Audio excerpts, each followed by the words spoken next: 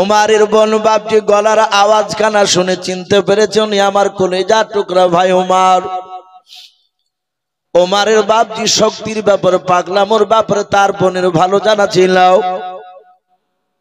হযরতে ফাতেমা ডাক দিয়ে বলেছিল প্রাণের স্বামী শুনে নাও, আর মনে হয় বাঁচতে পারবো না আমরাও। ওই দেখ আমার ভাই বাড়ির দরজায় এসে ডাক দিচ্ছে, বোন দরজা খোল বলেছে। ওগো আমার স্বামী শুনে নাও, আমরা জীবন দিতে রাজি আছি কিন্তু শুনে নাও, আমার মনে হয় ওই খাব্বাবির ভাইয়ের হাতে যে কোরআন শরীফ রয়েছে রে শুনে নাও। কোরআন তখন বাপজি আপনার 30 পারা গচ্ছিত ভাবে ছিল নাও।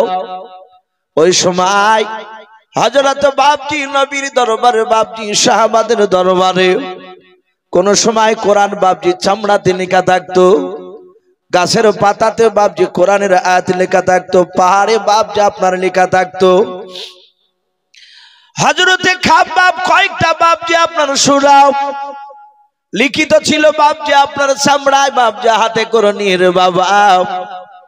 ওই দেখে দেখে বাপজি শিকার জন্য কোরআন।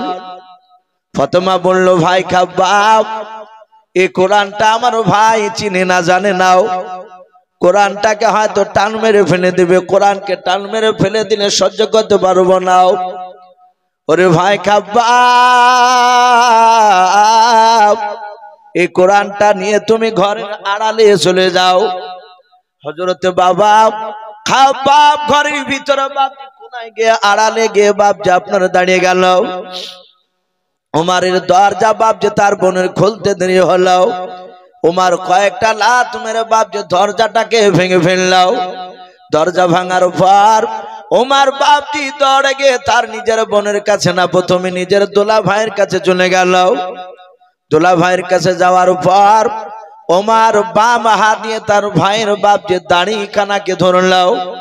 ও বাপজি ভাইয়েরাও, আগেকার বেঈমানেরা তারা বাপজি দাড়িকে বাপজি আপনার চাস্তক না এখনকার মতো, তারা জানতো দাড়ি বড় মূল্যবান, দাড়ি একটা পুরুষের বাপজি আলামত। আপনারা সকলেই জানেন বেঈমান বলে পৃথিবীতে একটা বাপজি খোদা দাবি করেছিল যার নাম বাপজি ফেরাউন। সে ডাইরেক্ট বলেছিল আনা রব্বুকুমুল আলা, সব আল্লাহর চেয়ে যে বড় আল্লাহ দাবি করেছিল। ওই বেঈমান ফেরাউন তারও বাপজি মুখে নাভি পর্যন্ত বাপজি দাড়ি ছিল। সে মুখটা দিয়ে বাপজি সারা দিন দাড়িকে বাপজি জোড়ে রাখতে এত যত্ন করতো দাড়ির।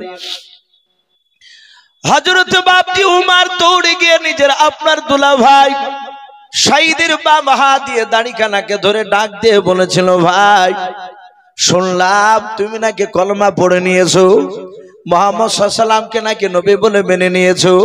হযরত ওমরের কথা শুনে শহীদ ডাক দিয়ে বলেছিল ভাই ওমর শুধু আমি একাই নয়, তোমার বোন ফাতেমাও কলমা পড়ে আমরা মুসলমান হয়ে গিয়েছি। যাহাতে বাপ যে কথা বললো ওমর ডাক দিয়ে বলল ওই নবীকে কি ছাড়বে না বলে নাও।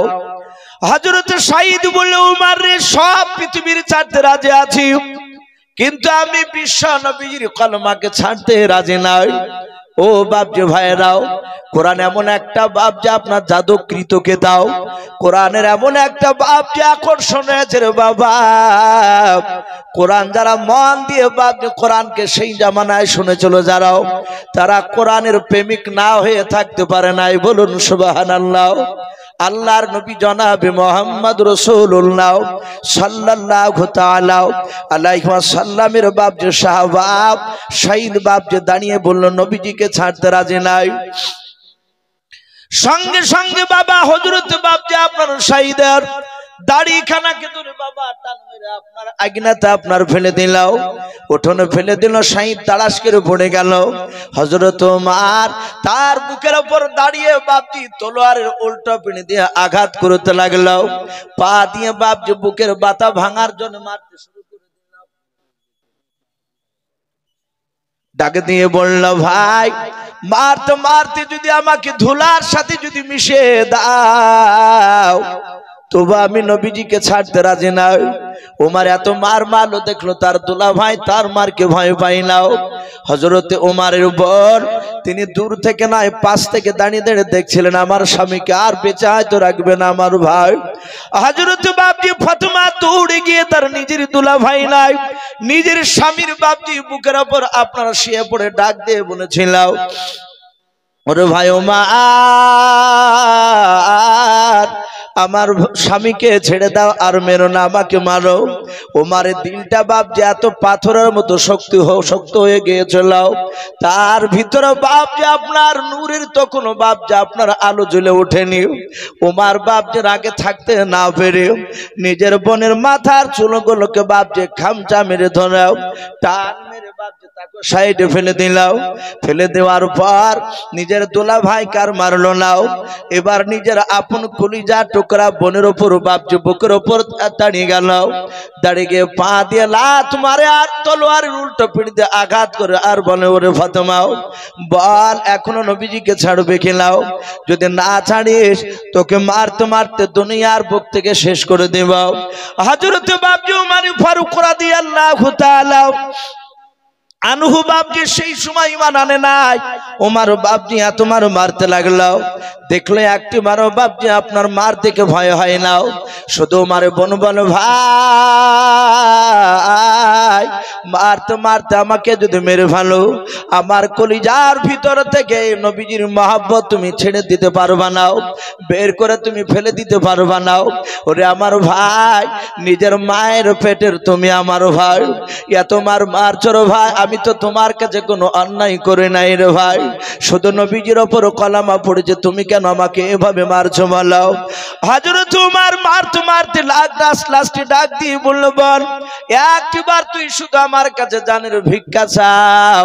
হযরত ওমরের বোন ডাক দিয়ে বলেছিল, ভাই জিনার কলামা পড়ে নিয়েছে সেই নবী মুহাম্মদ রাসূলুল্লাহ সাল্লাল্লাহু তাআলা আলাইহি ওয়াসাল্লাম, সেই নবী বলেছে একমাত্র আল্লাহর কাছ ছাড়া কারো কাছে সাহায্য চাওয়া যাবে না, একমাত্র আল্লাহর কাছে সাহায্য চাওয়া লাগবে।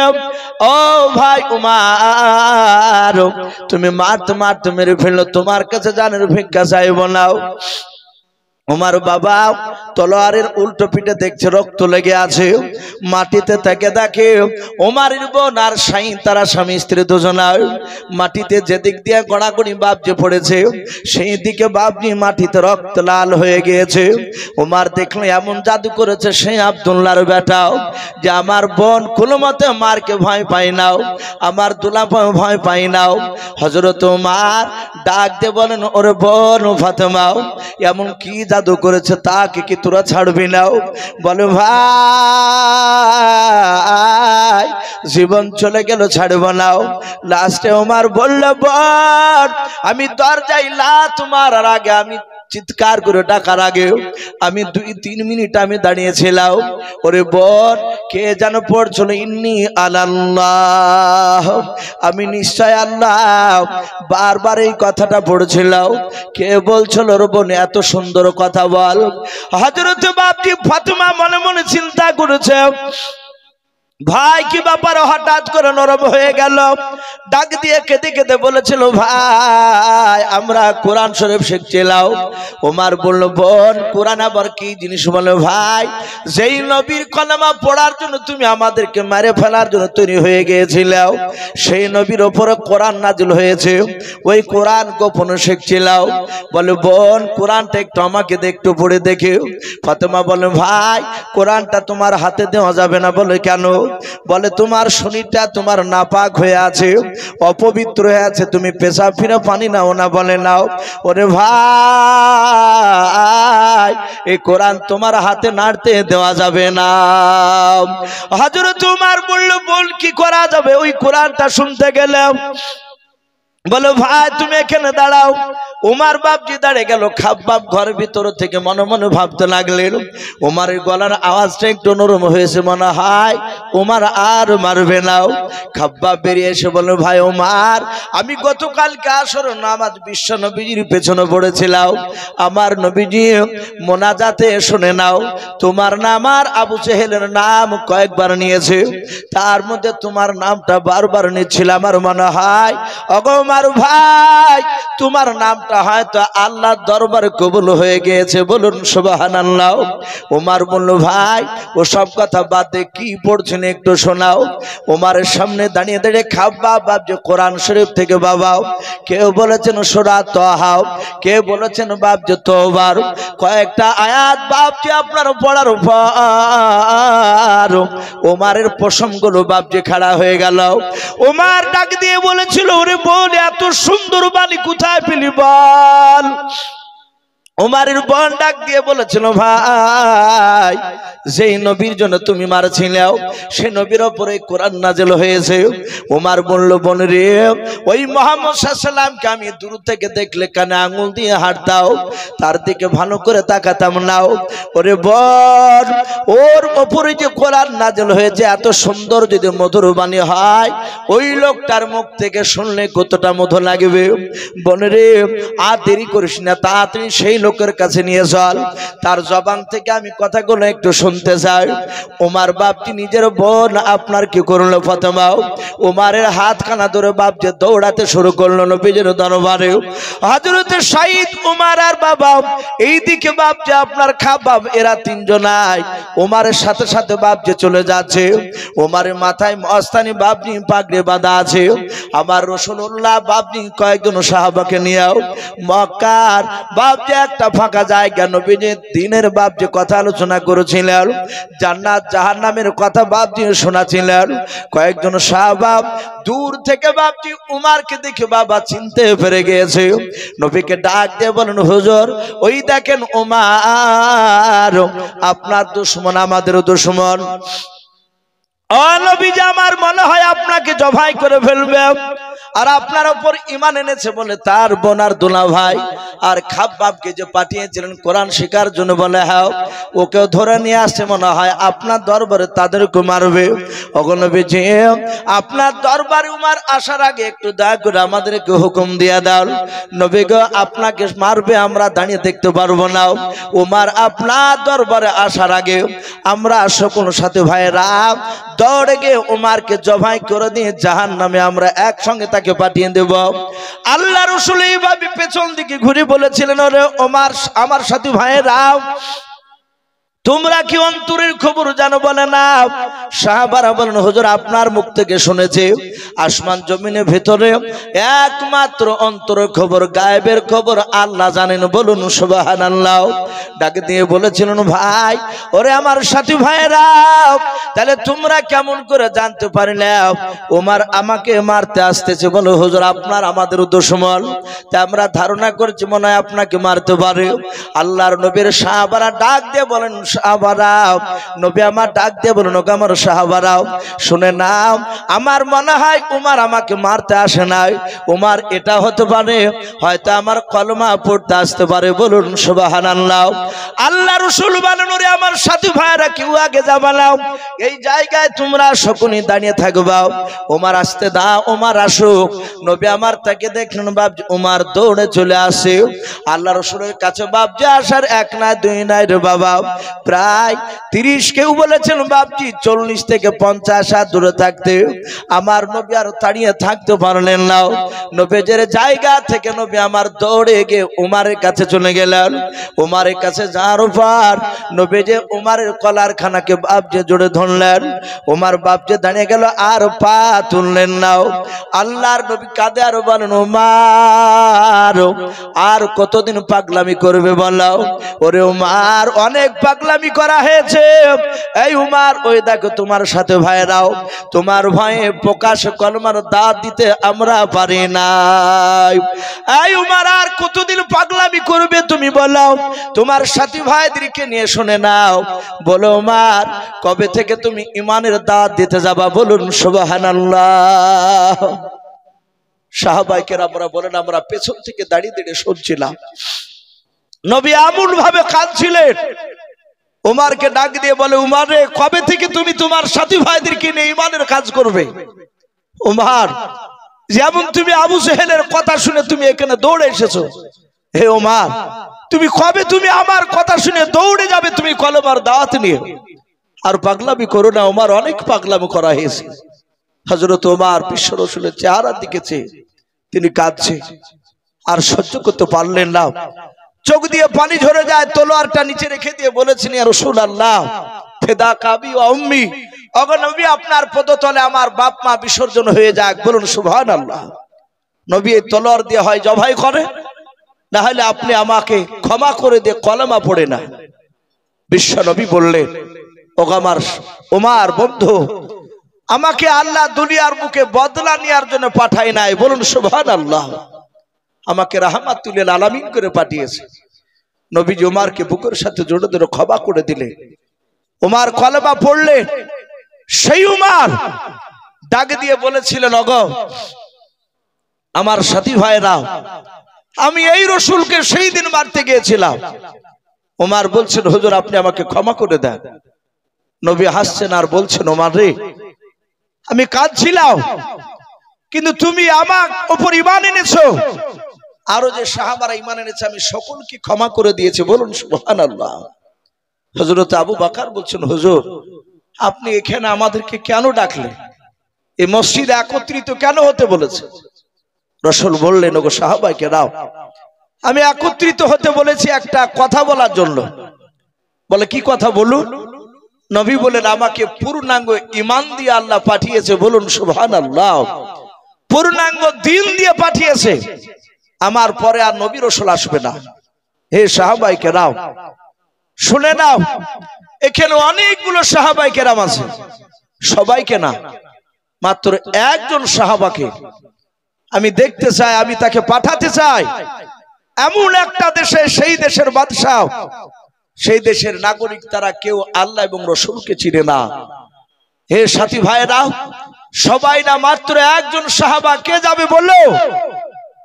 সাহাবা জানেন যেই জায়গায় রাসূল বলছেন আল্লাহকে চিনে না, রাসূলকে চিনে না, ওই দেশের বাদশা, ওই দেশের নাগরিক, সেখানে কলমার দাওয়াত নিয়ে যা কঠিন না সহজ? বলুন, খুবই কঠিন। আমাদেরকে বাবজি বিভিন্ন জায়গা থেকে আসতে ভয় লাগে। গতকালকে বাবজি রানাঘাটের ওই এলাকায় একটা জবপুর বলে একটা গ্রামে জালসায় ছিলাম, রাত্রি 1টাতে নামলাম। সেখানে বলছে, হুজুর এত রাত্রিতে যায়েন না, দেশ দেশ বিদেশে তো আবহাওয়া ভালো নাই। এখন ভয় হচ্ছে, আজ থেকে 5 বছর আগে ভয় হয়নি, যে কোথায় হয়তো কোনো বদমাইশ না জানে হয়তো আক্রমণ হয়তো করে বসবে কিনা। এখন অনেকই ভয় লাগছে। এই যে ট্রেনে মারামারি, যে রেজাল কারিমকে মেরেছে, অনেকই পার্সোনাল বলছে, ভাই ট্রেনে যেতেও ভয় লাগছে এখন। বাবজি আমার সোনা লালেরা, আল্লাহ রাসূলের সাহাবা জানেন ওই জায়গায় কলমার দাওয়াত দেওয়া সহজ নয়। নবীর একজন সাহাবা, হাদিসে তার নাম এসেছে হযরত দাহিয়াতুল কালবি রাদিয়াল্লাহু তাআলা আনহু। খুবই সুন্দর সাহাবা ছিলেন দেখতে, এবং খুবই নবীর কাছের সাহাবা, দামি সাহাবা। উনি মসজিদে নববী থেকে দাঁড়িয়ে বলেন, ইয়া রাসূলুল্লাহ আমি যেতে রাজি আছি সেই জায়গায় কলমার দাওয়াত নিয়ে। নবী মুচকে মুচকে হাসছেন তার ঈমানের জোশ দেখে। বলে, তুমি যাবে? বলে, হ্যাঁ। আল্লাহ রাসূলকে বললেন, হুজুর আপনি চিঠি লিখে দেন, আর ওই দেশটার নাম বলল। নবী বলেন, দেশটার নাম রোম দেশ। কি নাম বললাম? রোম দেশ। আর ওই রোম দেশের সম্রাট হিরাক্লিয়াস, বুখারী শরীফে কয়েকবার তার নাম এসেছে।